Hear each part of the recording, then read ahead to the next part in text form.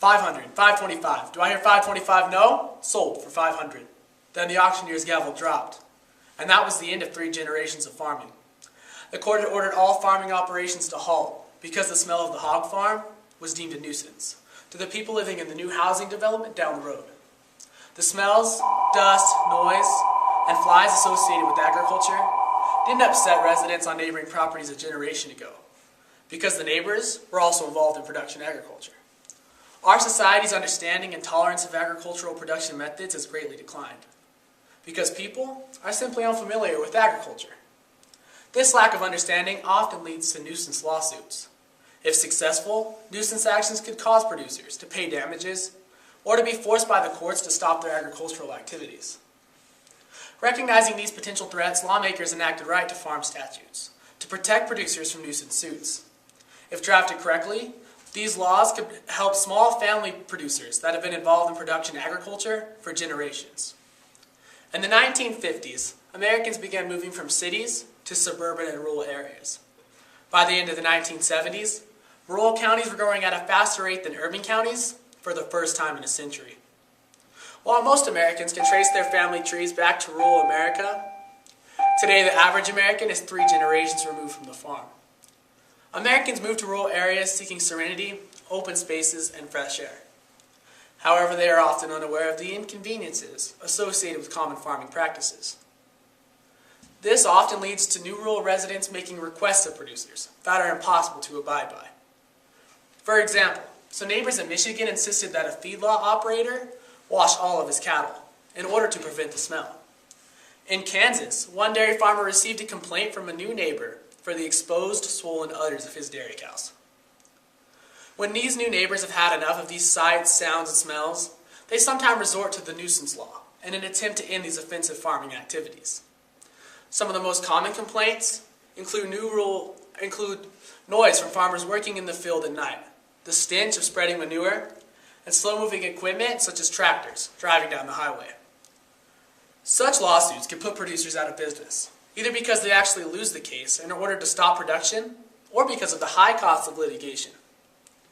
Right to farm laws provide producers with a legal defense that may be raised in response to a suit filed against them.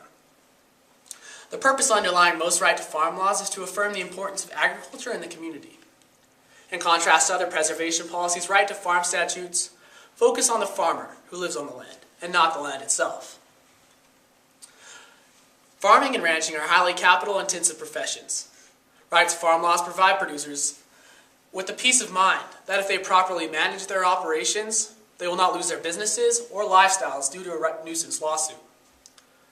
Proponents for right to farm laws argue that by protecting producers from being hauled into court to defend a lawsuit, the agriculturist is more likely to make new investments and improvements. In turn, their operation will be more technologically advanced and will likely receive fewer complaints from neighbors.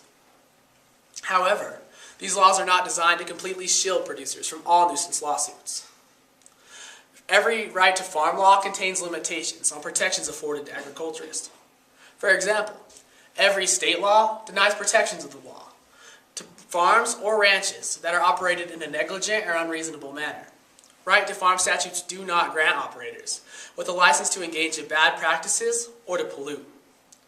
The cost of attorney fees incurred in defending against a lawsuit is exactly the type of expense that can easily put a producer out of business. Protecting producers from these costs is essential, and this is of particular concern to small producers who have a substantial portion of their money invested in their operation and do not have the financial ability to hire an attorney to protect their farming activities. Sometimes the threat of a lawsuit alone may be enough to make a producer decide to stop their operation and move. This was the case for one young farmer in Alabama. He had spent every penny he had to build chicken houses and start farming on the land he had purchased from his grandfather. When a developer called the young 21-year-old farmer and threatened a lawsuit, which the farmer had no money to defend, he gave up his dream of farming altogether.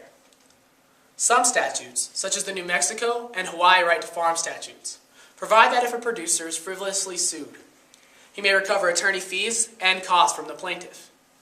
Other states take this one step further and allow for the recovery of fees and expenses by the producer, not only in frivolous suits, but in any suit where the nuisance is found not to exist. Unfortunately, Several states have no attorney fee provisions in their right to farm laws. Right to farm statutes can only be effective if people in the community are aware of their existence and understand how they operate.